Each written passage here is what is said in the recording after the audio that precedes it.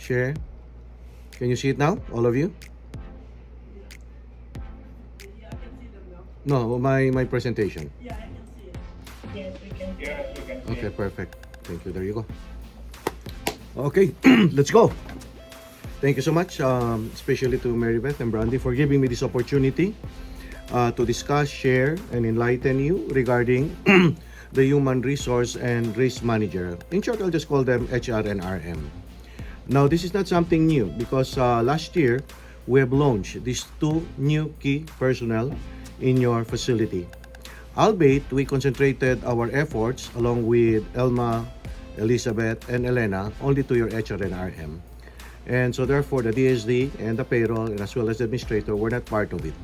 So we will take this opportunity, a good platform for you to have a good understanding of the role of the HR and RM job responsibilities. And thank you so much, Alan and Tony, for recording this. This is very important so that in the future, if we have new HR or RM, at least this will give us, opportunity instead of going to the facility personally to show them via the recorded presentation.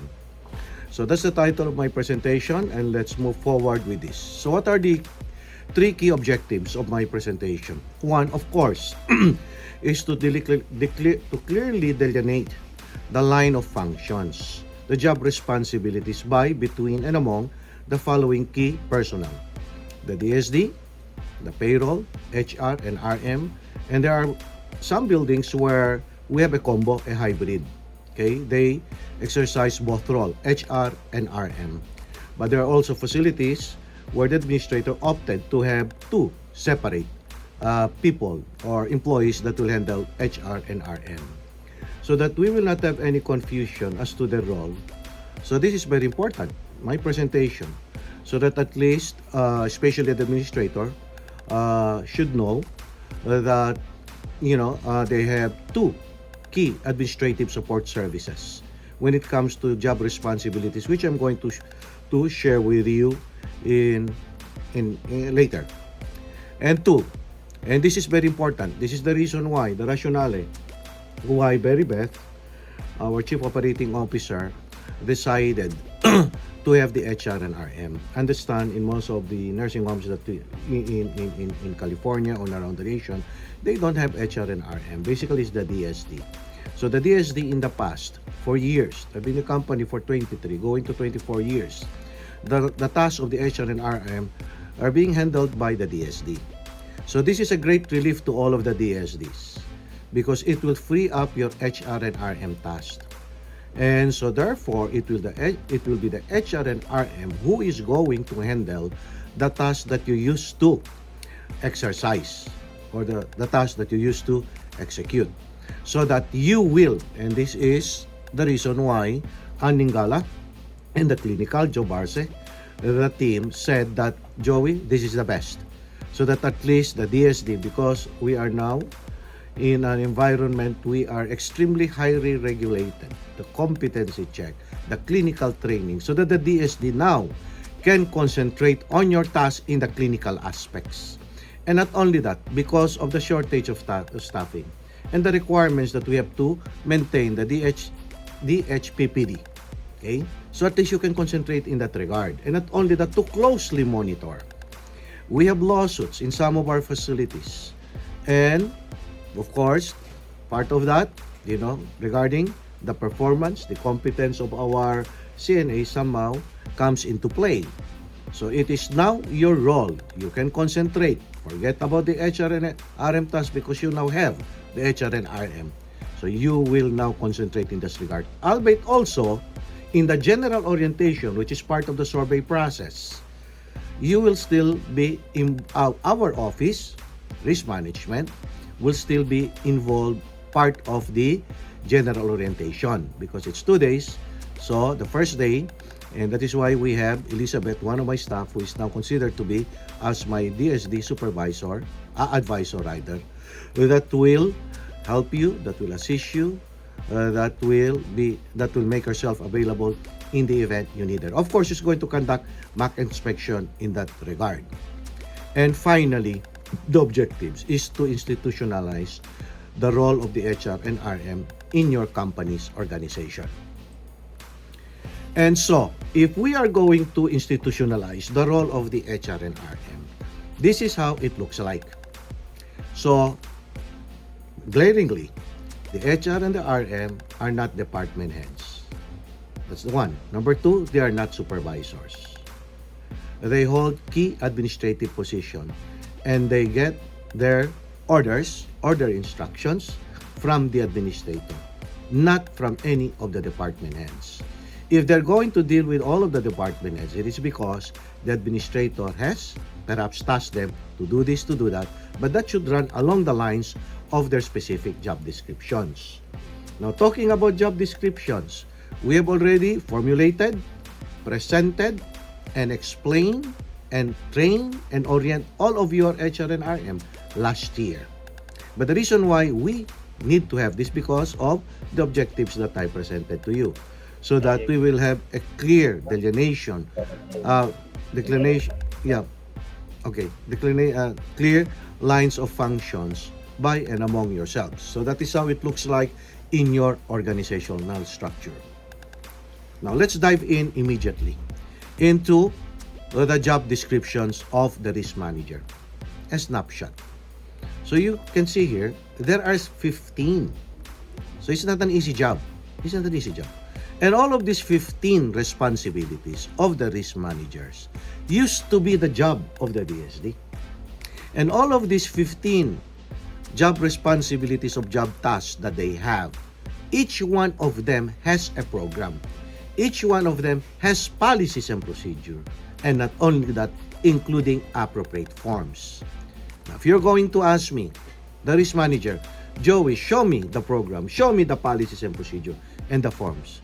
We have already agreed last year that the next step that we are going to do is to see you again personally and present in a binder form, okay, all of this sequentially, all of these programs and its attendance, policies and procedures, including the forms. And also we will provide you a thumb drive because thank you so much, Brandy.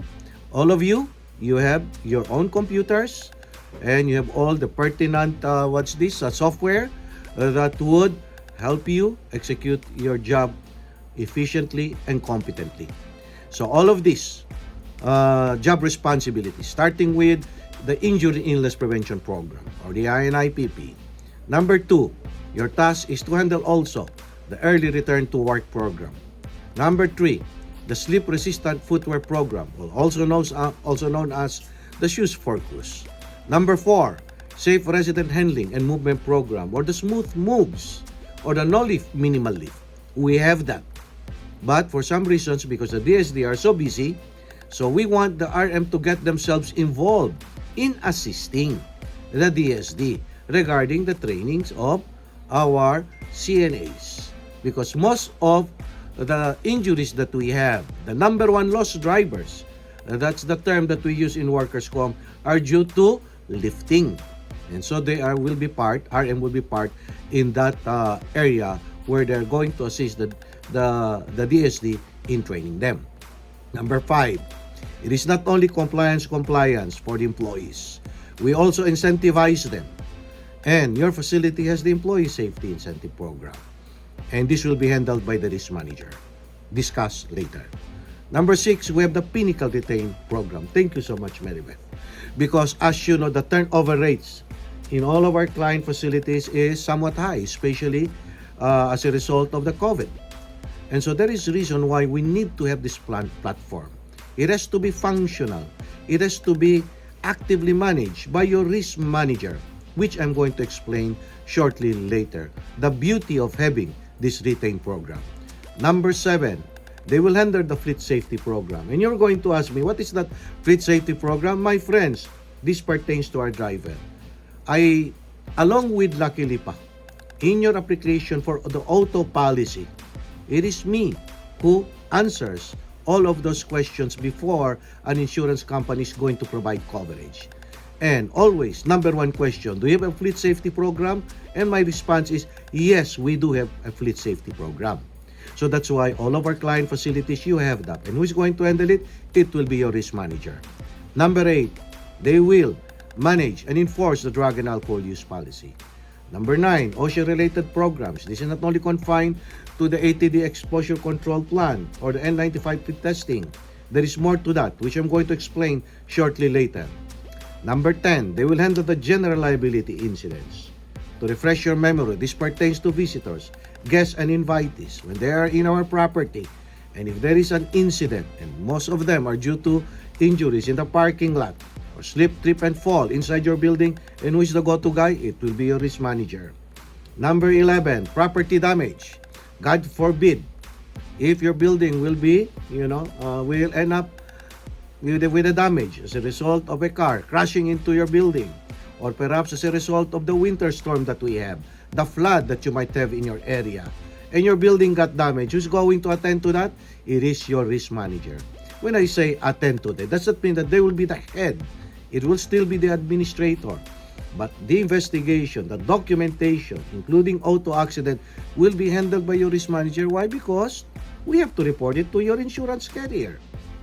Number 12, the emergency preparedness program. This is required. Remember, this is part of the survey process. The ETAG, which was rolled out and took effect in November of 2018. And who is going to breathe, fire into this? It will be your risk manager. Periodic trainings, preparing our employees, our residents, when there is earthquake, when there is an active shooter, internal or external wildfire, water problems in the building, they will be the one who is going to help you and train them. Number 13, this is now the trend that we have. Labor employment, labor-related compliance program. We have now inchingly, labor claims. So we want our RMs to get involved in the conduct of trainings, required trainings, the seminars, and most important, to conduct investigations. We are going to help you in that regard. Number 14, most of the cases of the grievance complaints that we have pertains to anti-harassment and discrimination policy. And so, who is going to handle it? In terms of orientation, it will be your RM. If there is a complaint, who is going to conduct it? It will be your risk manager. But of course, always under the control and supervision of your administrator. And lastly, the CCTV system. Thanks to, Maribeth and Brandy, all of our facilities are equipped with the CCTV system. But this is not like a big brother. But this will aid you in terms of an investigation. Okay? And so this is very important. And so the role of the risk manager, there will be the on-site user and the remote access user, so that if there will be an incident, at least they have quick access. They can review and determine or substantiate the incident and come up with a reporting, investigative report that is more or less accurate, because that will run in parallel to what they have seen in the CCTV system. So there you are, my friends. That's the role of the risk managers. 15. So as I've said, it is not an easy task. This is what we have been doing. The risk management department, our office, the consultancy that we provide, all of this, and we are going to train you in that regard. So in other words, you will be our mini-me in the building. But don't worry, we are here to help you and assist you. So let's go to the human resource responsibilities. There are 11. But these are not substantive. These are basically administrative. And so I would say 95% of our HR currently also holds the position of payroll, except 2 or 3 perhaps. So these are basically administrative. And so what are these? But even though this is simply administrative, but this is very important in the event we have labor claims. Because when we have labor claims, these are document driven. They subpoena documents. So if we don't have these documents on file, then we end up with exposure. So that's why it's very important for the human resource to be attentive on these areas. Number 1, the state and federal employee leaves of absence. We have noticed for the past years, we have employees who are out on leave. But is it properly documented? The answer is no. So this is about time that the HR should see to it that this is properly documented, not only properly documented, but properly designated. Okay?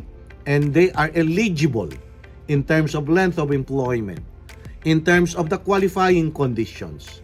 So, it doesn't necessarily mean that, oh, here are the forms, fill it up. No, you have to make a determination.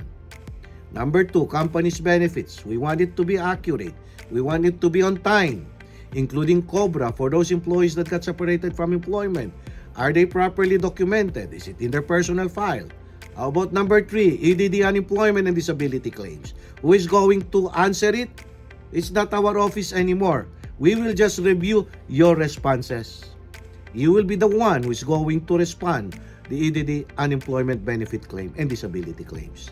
Very important, because if you're going to consistently lost, okay, when you contest the claim, your state payroll taxes will increase. Okay? How about number 4, wage garnishment? Of course, you have to attend to that. I will explain that shortly later. How about employee hiring and separation from employment? No, you are not involved in the hiring and separation. Your role is only in the paperwork. Mrs. Fonasher would love documentation. So this documentation must be properly filled up and it must be expedited. Number 6, employees change of employment status, classification or reclassification, and salary adjustment. Again, Mrs. Fonasher would like this. From part-time to full-time, from full-time to part-time, or perhaps transfer from one position to the other. We don't know. And suddenly, they're already in that position.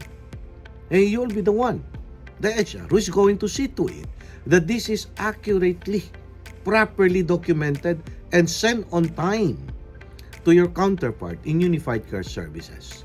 Number 7, okay, this is the problem that we normally have in almost all labor claims, the PAGA lawsuit, hours and wages. Again, this is Fonasher reminded me again, Joey, where are the forms? You know, they had overtime, they had double time, and then on-duty meal period, and then we don't have this document, the documents. How about waiver? We don't have these documents. My friends, you are the human resource.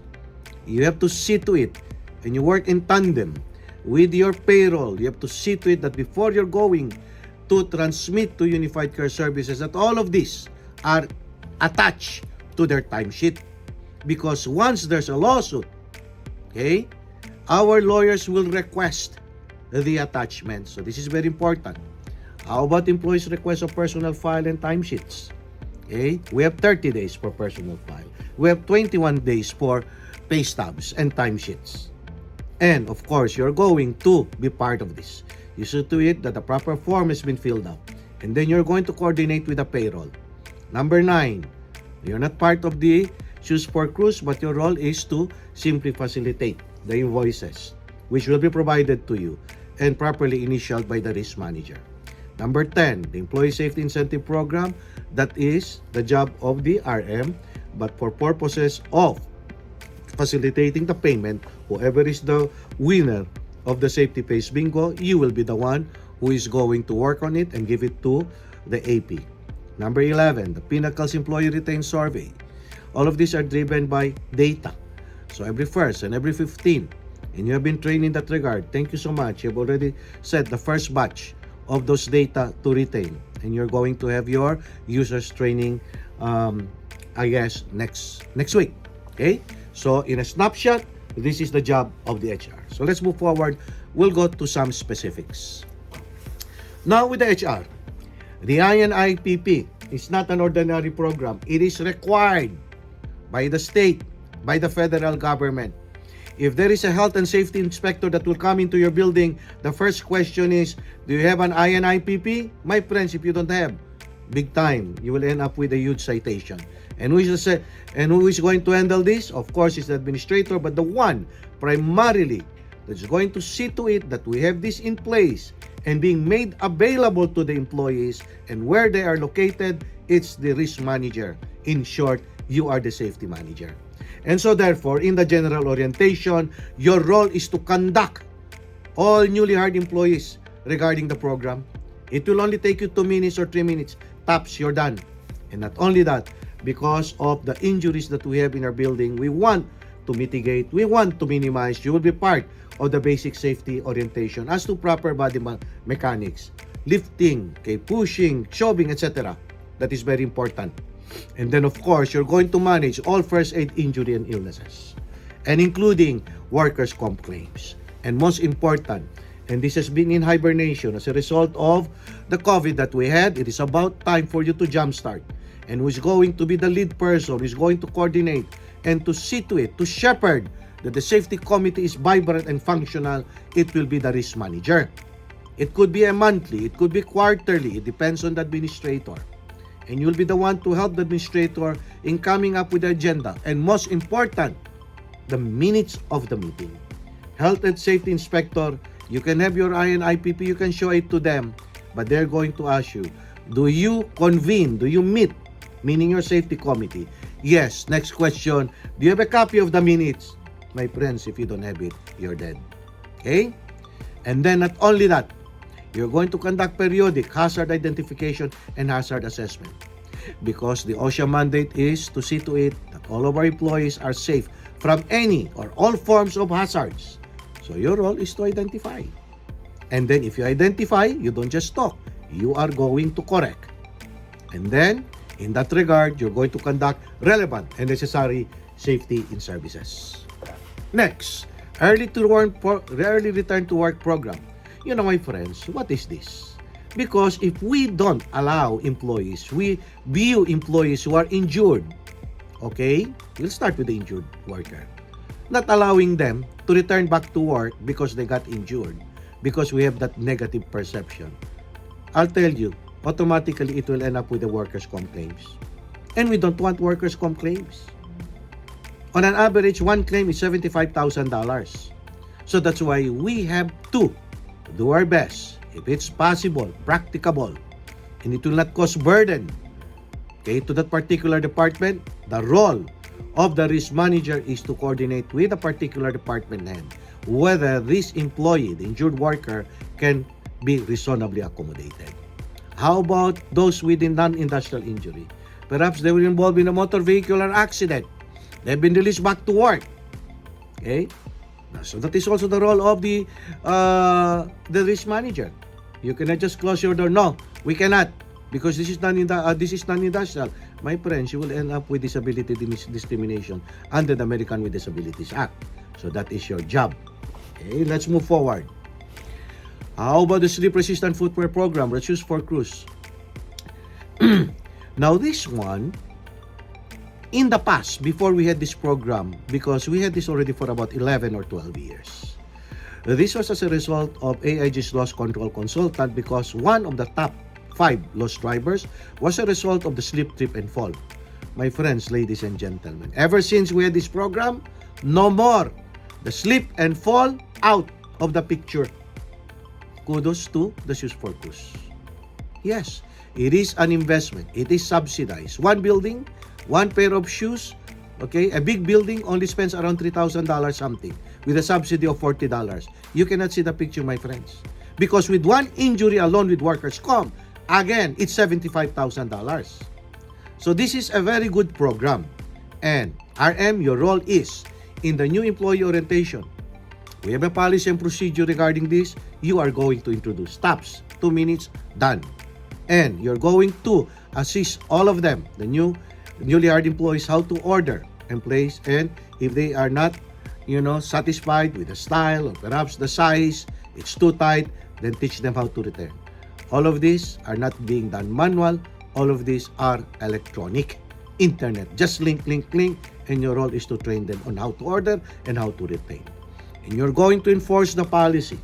They can be the subject of a disciplinary action if they don't wear the Shoes for Cruise. And not only that, you're going to monitor the Shoes for Cruise data analytics. That's why HR is going to submit every 1st and the 15th, just like retain, equally the employee data file. Because with the data analytics, you can see who are the employees who are not wearing Shoes for Cruise, meaning have not ordered. You can see who are the employees who are already due for another order of Shoes for Cruise. So that is what you call the data analytics. And of course, every time there is an order, the invoices will go to you. You initial it, see to it that indeed it was ordered. You kick it to the HR. HR will now process along with the AP for payment. Okay? Safe resident handling and movement program. We call it the smooth moves. So what is your role? We have a policy and procedure. In the new employee orientation, that will be part. Introduce them the policy and procedure. Again, taps, 2 minutes, done. And then not only that, which is most important, very important, and I don't know, perhaps you want to work in tandem with the DSD. And by the way, we're working now with Safety National. We're going to have a meeting with an ergonomist, I guess next week, because we are going to have again the train the trainer. We had this 10 years ago, 11 years ago. Since then, we never had any training in this regard. So we're working with Safety National. It is for free. It is bundled. This is part of our workers' comp insurance premium that we pay. It's free. And so that's why we are using this. And then I will run this with Maribeth. We'll meet in Golden State. HR, rather the RM and the DSD, train the trainer regarding how to use the mechanical lift devices. Because as I've said, consistently, number one lost drivers are due to, upper back strain, lower back strain, mid back strain as a result of lifting residents, moving residents from bed to wheelchair, wheelchair to bed, to commode, etc., etc. So this is very important. Okay? You'll be part of that. We will mitigate all of these, injuries that we have pertaining to that in that regard. You will enforce the policy in the workplace because despite having this policy and procedure, but we have noticed that our employees, they're always in a rush. They think they're Superman or Superwoman. When the care plan states to the effect that they have to use the mechanical lift device because the resident is 200 pounds, 250 pounds, and yet, they feel they're like Superwoman or Superman, they don't use, and then they end up injury. Now, if that will happen, can you discipline them? The answer is yes. But of course, you're going to use the progressive disciplinary action. And this is very important. We have seen a lot of mechanical lift devices. Expensive. We ordered from Jones way back. They're just there. We don't know if they're working or not. And if they're not working or not, job of the RM, see to it that it has been locked out or tagged out. But most important on the part of the RM as well, we have to see to it this time around that your mechanical lift devices should be properly inspected on a regular basis. And they have to coordinate with housekeeping. Why? The harness. Issue of infection control. One or two of our buildings ended up with a deficiency. Because, ask question, this harness, when was the last time did you laundry or wash or clean this harness? Oh, they do not know. You end up with a, what's this? An F-tag. So housekeeping, the RM will coordinate. Maintenance supervisor, very important, the nut and bolts. Don't you know, on 4 occasions, we had a resident that fell from the mechanical lift devices. One, because of, how big the resident, it tilted. Because not properly maintained. And then there's another one, it cracked, it broke. Okay? So it's very important then, on a periodic basis, to see to it that the RM, on a regular basis, perhaps on a quarterly basis, they should work with them to see to it that these are working well, including the battery. There was an instance where it cannot lift. The battery is not working anymore, or it was not properly charged. RM will have to see to it that, along with maintenance, that this will work. And then it's not all, I said compliance. We also recognize our employees for observing safety in the workplace. So therefore, we have the Employee Safety Incentive Program. Who is the program manager? It's the RM. And what are these? And this is part of the employee orientation. My friends, we have policy and procedure in that regard. The Safety Pace Bingo Program. This is a peer way of, pressuring, not necessarily pressuring, but to influence. That's the word. That everyone should observe safety. Otherwise, okay, this is not punitive. The jackpot price from $250 will go down to $35 or $40. Only if the injury caused lost days. We say lost days meaning the employee has been placed off work by our industrial physician. And then in addition to the Safety Pace Bingo program, thank you, luckily pa, we have the Safety Dollar in service. Next month, we are going, all of you, congratulations to all of you, when I provided the data to Lucky Lipa and to the President of the Governing Board, you don't have any lost days. What you had is returned back to work on light duty and you accommodated. Thank you so much. Otherwise, it end up with the lost days and your building will not be entitled to the safety dollar. Okay? And then, the risk manager will be the arbiter of disputes and interpret the mechanics of the safety phase bingo just in case there are certain issues. Because you have a window. Once we have a winner, okay, they come forward, you have 48 hours. We have to wait. What if prior to that there was a winner? How are you going to resolve? That's the job of the program manager. And of course, they have to validate the winning bingo card before they hand it in to the HR and accounts payable. And of course, they will coordinate Lucky Lipa Safety Dollar in service and as well as the employee safety party. Now, the Pinnacle Retain Program. This is something new. And as you know, it's very important, the first 90 days, based on research around the nation, the first 90 days is the most crucial. We end up losing our newly hired employees. So the Pinnacle will help. Why? Because what they need is a platform where they can express their opinion, good or bad, or comments, or I have not been trained, I have not been welcome. Or they can come up with that kind of answers. Because through their cell phone, through their laptop, or any mobile devices, they will receive a link from Retain every 15th, 30th, 60th, and 90th. Different set of questions. And then all of you, we have already, included you in the Retain. There is a chat box. You are going to see the responses. And it will indicate if they are at risk. And if it is an at risk, then whose job is it? Or risk manager, you better act fast and furious to see to it that this employee's concern has been attended to. Okay? So, you will be part in the new employee orientation. We have already a set of documents provided by Retain.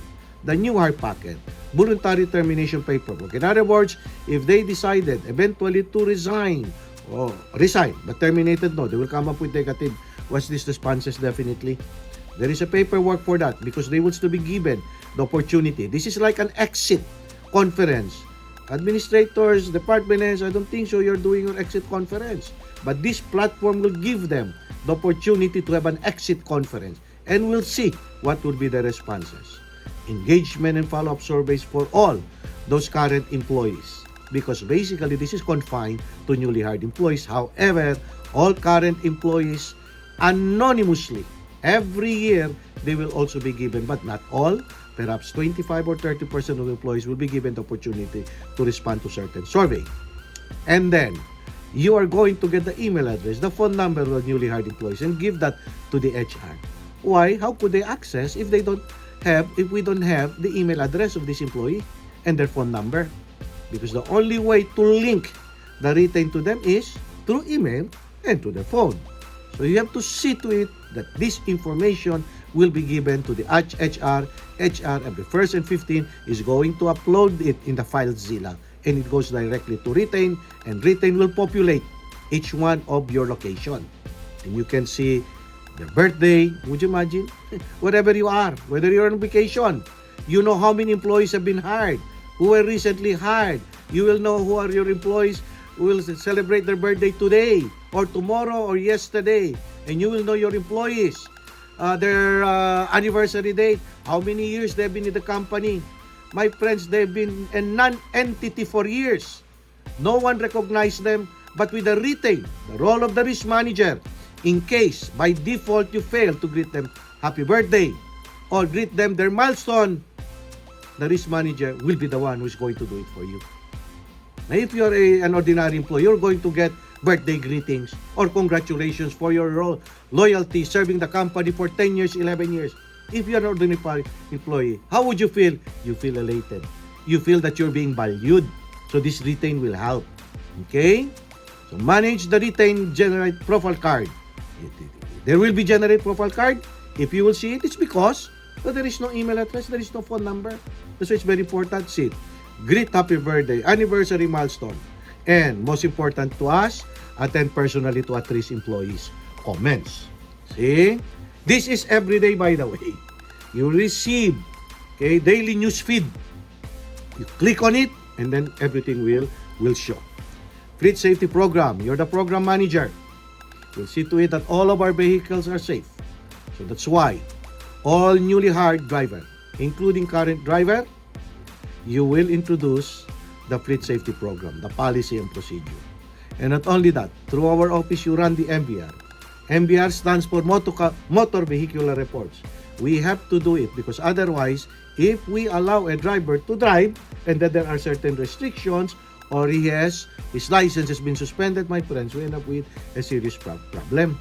And every year, at the start of the year, which you have already started, thank you so much, risk manager, we subject the driver to the rapid drug screening. No ifs, no buts, we are going to do it. Very important. Would you imagine? The life of our residents are in their hands. And if they will be high on drugs, what would happen? My friends, it's $1 million perhaps exposure. And not only that, the risk manager will conduct quarterly inspection of the company's vehicles. See to it the tires are not worn out. See to it that the signal light, the headlights are working, and the hardware are not, they're properly working. Okay, everything, and then it must be properly documented, and we have all those forms. And not only that, don't you know that our office has the 1-800 how's my driving? So all of your drivers, unbeknownst to them, if they will drive like fast and furious, someone from the public will notice it. They will call the 1-800 and it goes directly to our office. It's either Elizabeth or Elena who is going to answer. And then, if identified, then we call your facility. Then the risk manager will have to conduct an investigation. And if proven, then of course, disciplinary action. And see to it that the auto ID, okay, must be in the glove compartment, and it must be current, not expired. If they're about to expire, then contact our office and we're going to help you. And in general, keep and update the fleet safety program binder. Drug and alcohol use policy. We have zero tolerance on drugs. And so, while the administrator under the employee handbook is a drug and alcohol-free workplace administrator, on the other hand, the risk manager, you are called the enforcer. You are like the DEA. So, what are you going to do in the new employee orientation, general orientation? Conduct new employee orientation on the policy. Do we have that? Yes, in the employee handbook. And do we have a separate policy? Yes, we also have that, but it runs parallel or in tandem with what we have in the employee handbook. And then if there is reasonable suspicion, okay, of an employee under the influence of drug or alcohol, or perhaps you just want to conduct random testing, is it allowed? Or perhaps any post-incident injury, whether minor or major, you can also do it because that is allowed under the employee handbook. Who does it? It's the risk manager, not anyone. And then, in the process, your role also is to conduct investigation of employees suspected of being under the influence of drug or alcohol. And who is going to order it? You will be the one who's going to order it with one particular vendor, that is Pamatec.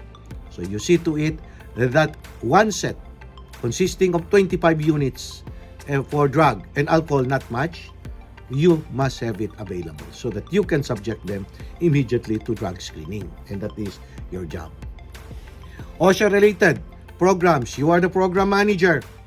Okay? So in the general orientation, I said do not worry because I will train you. It will only take you 1 or 2 minutes the most. Okay? And so what are the OSHA-related programs that we have? The INIPP, the Respiratory Protection Program as a result of the COVID that we have.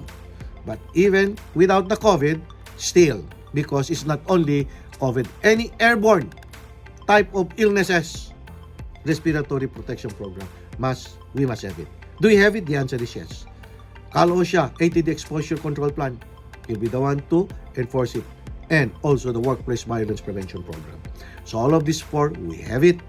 So you'll be the one to enforce it and see to it that it's updated. And not only that, every start of the year, before February 1, you must accomplish the CalOSHA 300 and 300A. And you will have to maintain the data, all of your first aid injuries. You must have a logbook because it is your responses on the OSHA 300, 300A comes from all your first aid injuries or illness during the last year. Of course, you're going to assist the infection preventionists in the N95 fit testing. Some of you, we have trained you. If you need training, we will train you. And this is important. Report serious injury illness to Cal OSHA. And you already know what is the definition of what a serious injury illness. My friends, this is big time. I will not mention the facilities. We have 2 facilities where we ended up losing. We did not file on time, and it was a serious injury. Profuse bleeding, fracture, admitted to the hospital not for medical observation but for treatment. Okay? Loss of hearing, loss of sight. These are serious injury. Within 8 hours, you have to report to Cal OSHA. Of course, you have to course it through our office. Of course, anytime a health and safety inspector that will come into the building, the role who is going to attend, it will be the risk manager, because you have all the information, you have all the policies and procedures that you can show to the health and safety inspector if he is going to request it. General liability incidents, very easy, okay? And this is not common. So if there are visitor or guest in our property covers parking lot, more so if it's inside the building, they got, injured, your role is to attend immediately. By the way, risk manager is not a 9 to 5 job. You have accepted this position. I already informed you, this is a 24 hours job. You cannot say, I'm already done. I'm already at home. Do not bother me. It's Saturday or Sunday. My friends, that is not the role of a risk manager. The risk is always there 24 hours, and you must make yourself available. You're no good as a risk manager if you're sleeping on your job. Okay? So you attend to that. You conduct an investigation, and in aid of your investigation, you can use the CCTV, interview the witness or witnesses. Why? Because this is money. Because, the visitors, what would happen? They will go to a PI. You know what a PI is? Personal injury lawyer. And will end up with exposure. So better attend to this, because your role is to determine if there is contributory fault or negligence on the part of this visitor. Because if there is, then it minimizes our exposure. Versus workers' comp, no need for fault or negligence, automatic we are liable. Because we are a no-fault system in California when it comes to workers' comp. Property damage and auto accident, you are the first person who should be in the building. My friends, even in the middle of the night, if it happens, we want you to be there. Because you will be the first person that we are going to contact to determine. Because after you, it will be us. We will be there. Hand in hand with you. Conduct an investigation. Take pictures. Review the video. Why? Very important. Because we have to send this to our insurance carrier. Because all of our buildings are covered by insurances. And these insurance companies, the claims adjuster, they don't like if we have not abated. The word is abatement. Meaning stop from having that particular incident to grow bigger. Okay, so you do the investigation, prepare the incident report, and then you send it to us. I report it to the carrier. This one is very important, emergency preparedness program. You are the safety officer. You have to orient all our newly hired employees on the EOP, the emergency operations plan. And we have it. And you're going to assist the administrator, either monthly or quarterly meeting of the incident command system. It is up to the administrator. If he wants it monthly, then do it monthly. If it's quarterly, then do it quarterly. You're going to assist the administrator in all the discussion-based and operations-based exercises, rallies, workshops, seminar, tabletop, drills, games, function full-scale exercises. And then you have to maintain and keep up to date the EOP policy and procedures information. My friends, this is the most important bullet. All of the surveyors will see to it, as I said, part of the survey process. It must be current, because if it's not current, then you end up with a deficiency. And also important, this discussion-based, operations-based, because you already know, once a year, a facility must have one facility base and one community base. If you don't have it, you end up with a deficiency. And most important to us also, finally, in the EPP, Elizabeth and I, we have already worked out on this. Anytime next week, we are going to send you. Please get yourself certified. Cert CERT stands for Community Emergency Response Team. My staff and I, we are CERT certified. We are auxiliary emergency responders. If you wear that vest, if you wear that hard hat, okay, and that pin, any emergency in the state of California, wherever you are, they will allow you to assist. Okay? Now, if you are CERT certified, therefore, when you come into the building, you can conduct exercises to prepare our employees, our staff, in the event of an emergency, natural calamity, earthquake, internal or external fire, evacuation or shelter in place, and active shooter, the wars. You know, there are a lot active shooter. Almost every week there is active shooter. So you have to do this. Of course, not immediately now. It will take time. But we are always here to assist you.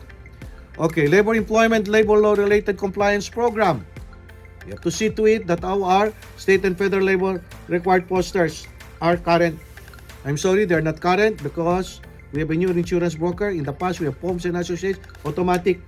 Okay, first week of January, they are already shipped to our facilities. But this time, because we have insurance broker, okay, so it took, we have a delay. But according to them, this week, they're going to send it. All of them were addressed to you. When you get it, please post it immediately. And the one that you currently have, do not throw it, keep it for a period of 4 years. Date it, time it, what date you have, secure it. Conduct labor-related required in services or seminars. You can see it. This is required. Sexual harassment prevention training, LGBTQ, anti-bullying. This is state required. This is not optional. And you're going to conduct it. And who is going to train you? Me, us, will train you. We have all the materials. Conduct seminars on the different type of state and federal leave of absences. The conundrums. There are a lot. But we are going to train you. Assist the administrator in conducting investigations on any grievance complaints made by an employee. So administrator will not utilize anymore department head, DON, DSD. No! You are the best person who is going to assist the administrator in conducting this investigation. You assist the administrator responding to DFEH EOC complaints, meaning this pertains to harassment discrimination filed by a current former employee. Assist the administrator responding to labor commissioner complaints. This pertains to hours and wages filed before the labor commissioner who is going to attend it. You will assist the administrator in this regard. Of course, anti-harassment discrimination policy. We have zero tolerance on harassment discrimination in the workplace. You will orient the employees. We have this in the employee handbook. You will conduct trainings in that regard. Okay? You will also assist the administrator in conducting investigation that pertains to harassment and discrimination made by an employee or perhaps by a guest or by a visitor. Now, lastly, the CCTV system. You will assist the administrator in the implementation and enforcement of the facility's CCTV policy and procedure and the remote access policy. Do we have it? The answer is yes. But there are only 4 or 5 administrators who signed this. That's why I already told my staff, next week I will send it again. Please, administrator, sign it. And this time around, indicate and have them sign. With your on-site and remote user access. Would you imagine? This is not a small amount of money that you invested in CCTV. These are expensive CCTV. These are high-tech. This is not analog. This is digital. Better use it. And so please, sign and indicate who. Because the one who is going to assist you in its implementation will be your risk manager. They will serve as an on-site and or remote user. In other words, with their mobile phone. But of course, we have to see to it that you have limited access also. Okay? So, wherever you are, if there is an incident, you can view what happened before you rush into the building. And then you're going to coordinate and assist the CCTV vendor. And we have that person, Pon Medic Jack, Anthony Marchand, in the event there are issues regarding the CCTV. And so, not anymore the administrator. You go to your RM, can you kindly contact, Anthony Marchand, or perhaps they have difficulty contacting, then contact our office, then we will reach Anthony Marchand. It should be up and running always, especially if there is an incident. My friends, you have to save a copy of that incident. Now, administrator, if you cannot do that, then let your RM do it for you. Okay, I'm doing it fast. Now, human resources designate job responsibilities. State and federal employee leaves of absences. There are a lot. This is document driven. There is a form for that. we see to it that it's properly documented, and who is going to do it is the HR. You see in this note, this is an administrative task, form compliance, and determination of eligibility. Does he qualifies for pregnancy disability? Does he qualifies for FFLA? How about jury duty? So these are the set of questions. Do we have a form that they have to fill up? Yes. Even though they fill up the form and they're eligible, but is there an attachment and supporting paper? There must be, and that is the role of the HR. Companies benefits and COBRA, the same thing. This must be properly documented. So, very important, HR, you see to it that's accurate, that they're entitled to it. You don't just give out holiday benefits when they are absent, scheduled to work on that particular day or the day before or the particular week. See? How about sick leave? Are they already entitled to a dental insurance? We already know. It's not automatic, even though 60 days. Because they have to work at a minimum 30 hours in a particular week. If they fail then, even though they already reached the 60 days mark, they are not entitled. And then you see to it that the COBRA, so termination benefits, has been sent to our insurance broker. Because if we fail, then we end up with a particular problem. We end up with a lawsuit perhaps. EDD unemployment disability claims. This is time sensitive. Upon receipt or date mailed, you have only 10 calendar days to respond. Disability, only 2 days upon receipt or date mailed. And you have to answer it immediately. Of course, you run it with our office. If you want to, we can review responses. Wage garnishment also is very important. We don't receive, you don't enforce any wage garnishment letters or notices coming from private companies. No. Only from the court instructing the levying officer, normally it's the sheriff, or the Department of Social Services, due to child support. You'll be the one to coordinate with payroll in that regard and properly documented. Employee hiring and separation from employment, the same thing. It's only paperwork. Because I'm reminded of Mrs. Fonasher, documentation, forms are very important. She always tells me, lacking. So my friends, this time around, you better be on your toes. Okay?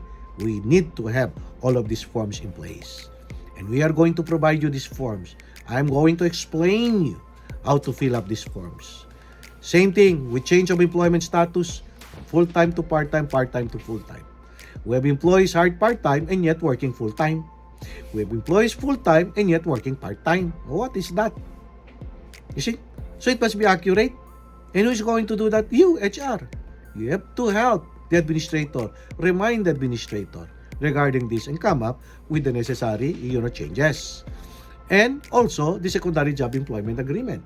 If you are an exempt employee, you have a secondary job working and non-exempt, my friends, it should be properly documented because we don't want them to end up with two things. One, misclassification, working more than 40 hours, not anymore the primary job as an exempt employee. And what is worse, they can claim that they were not paid overtime because in the secondary job employment agreement, they are exempted from overtime for the first 8 hours. So, HR, that is your role. Hours and wages compliance, again, favorite of Mrs. Fonasher, on duty meal period, the waiver, all of these manual corrections, they must be in order. Not the job of the RM, but the job of the HR. Okay? Now, employees' request of personal file and timesheets, do not go to the RM, go to you, there is a form, they fill it up. You need guidance, come to us. But of course, if it's a lawsuit, a notice of intent to sue, it goes to the administrator, but you are the one who is going to sift, who is going to review before this will be released. But of course, you have to course it to our office for further guidance. The sleep-resistant footwear program, no. Your role are only two things: to facilitate payment of the invoices which came from your risk manager. And most important, bi-weekly, every 1st and 15th, just like retain, provide the employee data to use for the data analytics. The safety incentive program, basically this is administrative. You process the safety pays bingo winning card which has been initialized by the risk manager. And of course, the employee safety party expenses. Dave Lipa, he said, every time I'm in the building, you can have your employee safety party. Now, send it to you, give it to you, and you to me. But you have to initial And of course, I'll request Lucky to, reimburse you. My friends, these are, nice incentives. Okay, it increases the morale of our employees. We recognize for their, efforts to observe safety in the workplace. And of course, the Pinnacle's Employee Retain Survey, it must be done every 1st and the 15th. You'll be the one who is going to upload it in the retain file. So this is a reminder. On February 28 at 11 o'clock a.m., an invite has already been sent by Pinnacle. You will have your retain user training. Only 30 minutes. How to use, the retain. And then on March 1, 2023, this is still tentative. We will have the SFC data analytics training.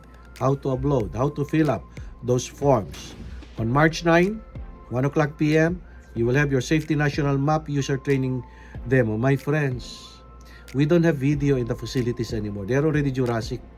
But with the Safety National, this is for free. More than 1,000 of safety video materials. Name it, they have it. Now you have your computer, your desktop computer, as part of the general rotation or part of the corrective action if there is an injury.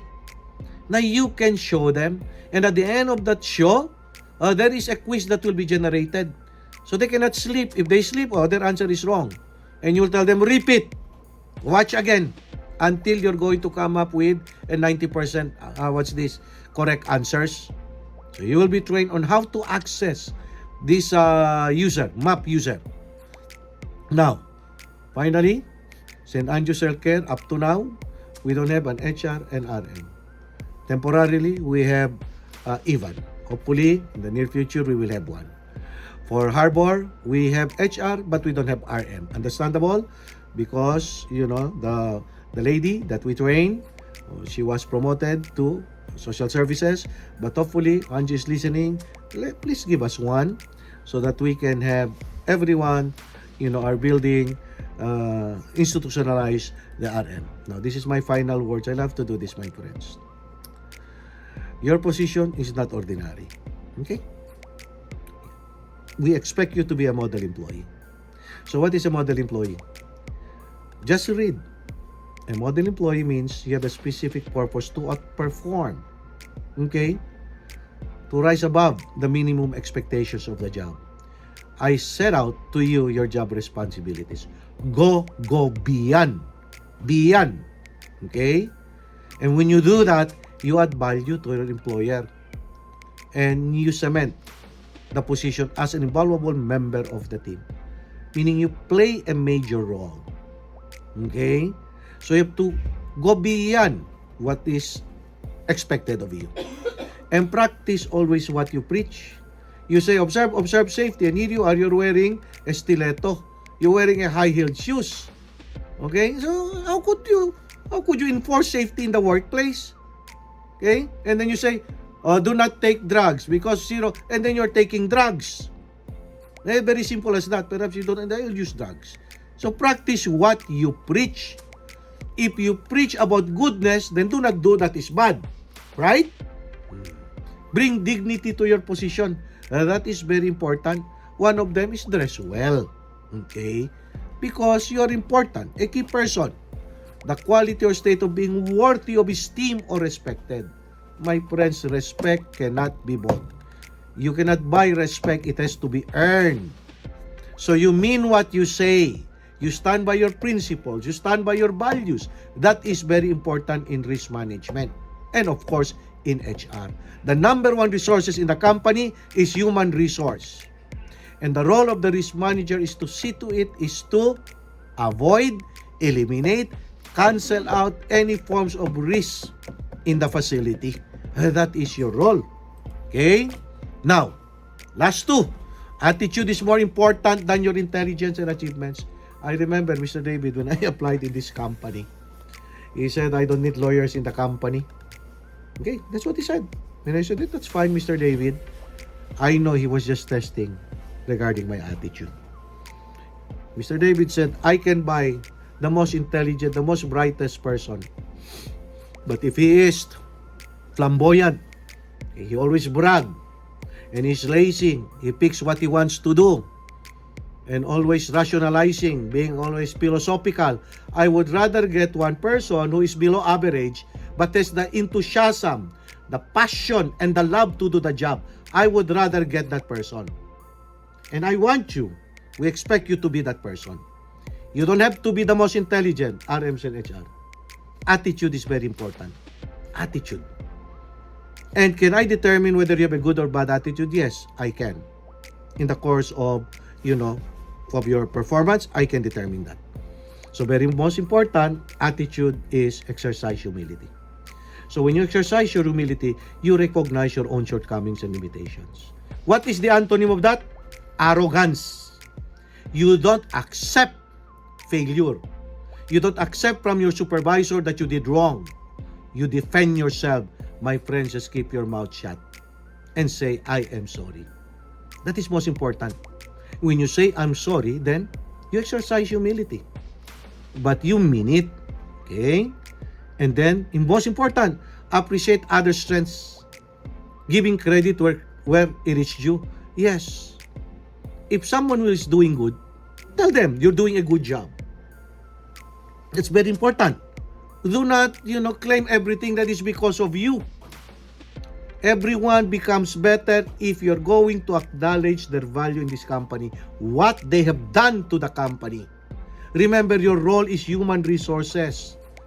Motivate them. Risk managers, that's what you're going to do. Give them the necessary tools, the necessary skills. Okay? And then give them credit. Give them credit. Okay? Over yours. Because yours, you don't have to say, am I good? No. Our office, your peers, your administrator is going to recognize that. Okay? And then, finally, showing openness to learning from others. That is being humble. I don't have the monopoly of everything. If I don't know, I say, I don't know. Even with my staff, Elma, Elizabeth, and Elena, there are things that they know more than what I know. And I say, please educate me because I don't know. Yes, that's very important. So if you don't know, then ask and do not pretend that you know. Otherwise, you're going to commit mistakes and it will destroy, the company, the organization. So hopefully all of these final words will sink into your brain and let's work together. And the reason why I am so passionate in talking about this, because I want you to succeed. This is my baby. This is our baby. You are our baby. We want you to succeed. We want you to have an imprint in the company. That's what you call legacy. As Albert Spike said, what you do to yourself, okay, remains with you. No one will talk. It will die with you. It will go with you to your grave. But what you have done to your peers, to your friends, to your parents, to humanity, remains immortal. They will continue on talking. When you retire, or God forbid, when you die, or when you leave the company for some reasons, people will still continue on talking about what you have done for the company. That's very important. So my friends, I will not entertain questions because it's already 2:15 and it is being recorded.